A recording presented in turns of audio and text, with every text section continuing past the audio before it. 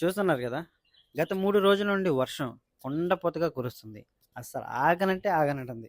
దీనివల్ల మనం బయటికెళ్ళడానికి లేదు. బయటికెళ్ళామని తిందామన్నా, ఏదన్నా కొనుక్కొని తెచ్చుకుందాం, తిందాం అనంటే ఏమి మనకి కుదరట్లేదు. కాబట్టి ఏం చేయాలో తెలియని టైంలో మా నాన్నగారు ఇంట్లోకి చేపలను తీసుకురావడం అయితే జరిగింది. సరే చేపలు తీసుకొచ్చారు కదా!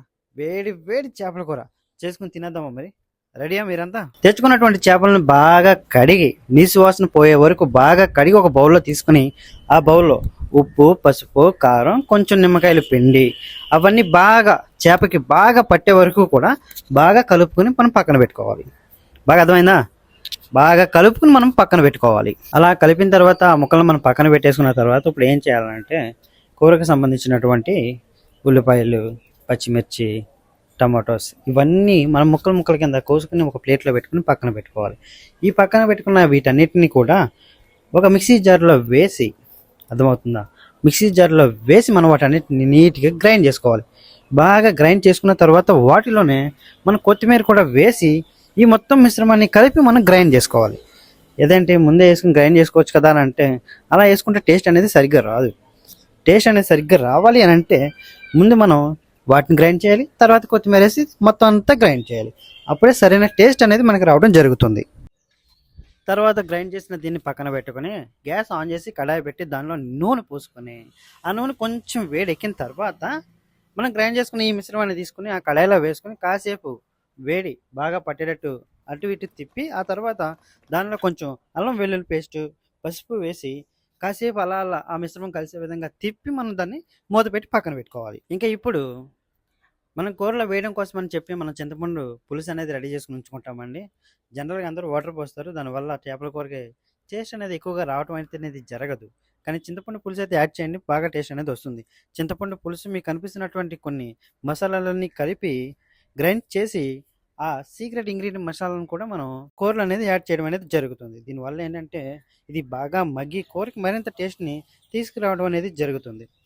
ఇలా కలిపి కాసేపు మూత పెట్టి పక్కన పెట్టిన తర్వాత మనం మ్యారినేట్ చేసినటువంటి చేపలని ఒక్కొక్కటిగా మనం ఈ కడాయిలో పెట్టి కాసేపు వాటిని మగ్గనివ్వాలి.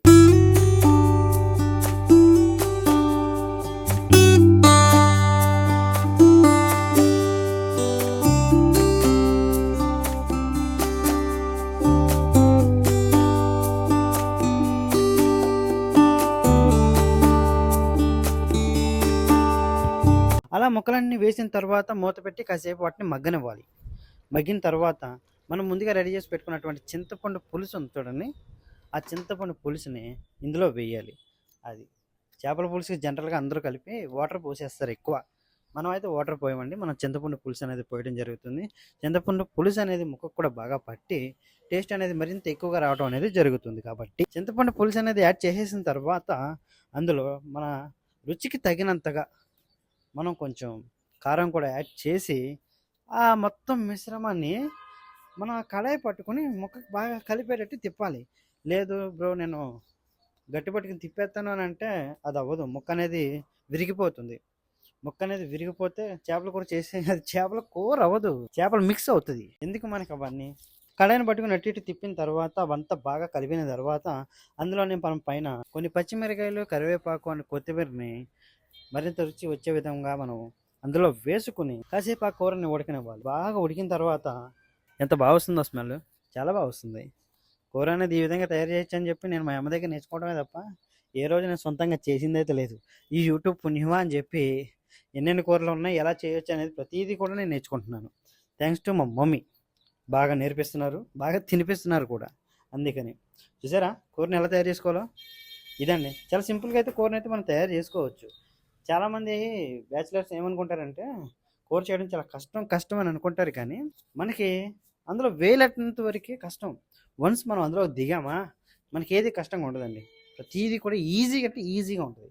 కాకపోతే మనం నేర్చుకోవడానికి తగినంత ఇంట్రెస్ట్ అనేది చూపించము. మనం తగినంత ఇంట్రెస్ట్ అనేది చూపించామనుకోండి చాలా అంటే చాలా బాగా వంటలు చేయొచ్చు. లేడీస్ కంటే కూడా బాగా చేయొచ్చు. అర్థమవుతుందా? మగాళ్ళు వంట చేయడం మొదలు పెడితే ఎంత అమ్మాయిల కంటే కూడా మగాళ్ళే ఎక్కువగా వంటలు బాగా చేయగలరు. ఇది ఫ్యాక్ట్. ఈ వీడియో మీకు నచ్చినట్లయితే లైక్ చేయండి, షేర్ చేయండి, సబ్స్క్రైబ్ చేసుకోండి. నాకు కొంచెం ఎంకరేజ్మెంట్ అయితే ఉండబ్బా. ఇలాంటి వీడియోలు మరిన్ని పెడుతూ ఉంటాను. మా అమ్మగారు ఇంకా చాలా చాలా వంటలు మీకోసం రెడీ చేసి ఉంచుతున్నారు. వాటన్నిటిని నేను వీడియో చేసి మీ ముందుకు నేను తీసుకొస్తాను. నాకు కొంచెం ఎంకరేజ్మెంట్ అవ్వండి. ఓకేనా? థ్యాంక్ యూ అండి. Thank you so much.